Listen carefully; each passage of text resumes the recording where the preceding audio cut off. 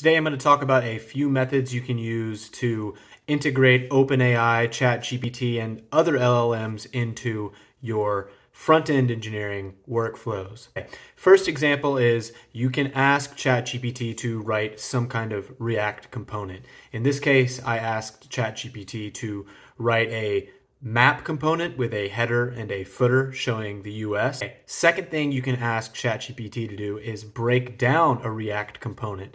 In this case, I asked it to break down the component into its constituent parts. So if you want to put individual components in files and keep things more clean or testable or whatever the case may be, you can do that. And then it even showed me how to rearrange those and compose them back into a kind of container component. The last thing that you can do that I found kind of useful is you can ask it to write animations for you, animated text, flourishes, things like that. I'm not that good at CSS animations. It's something that I'm trying to learn.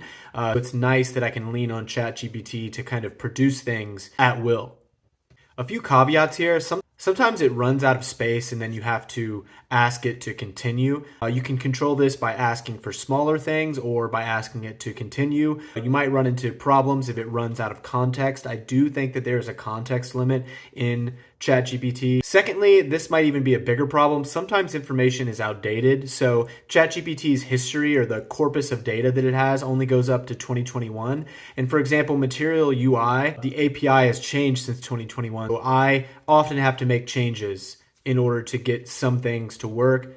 Usually they're small changes. Finally, there is a level of complexity where ChatGPT does start to break down. And this is where it's important for you to have your own level of expertise. You cannot just ask at this current moment in time for ChatGPT to write super duper complicated, complex web applications for you. We're not there yet. Your job is safe for now. You're still going to need to break problems down, get in there, debug, and write things yourself when you have to.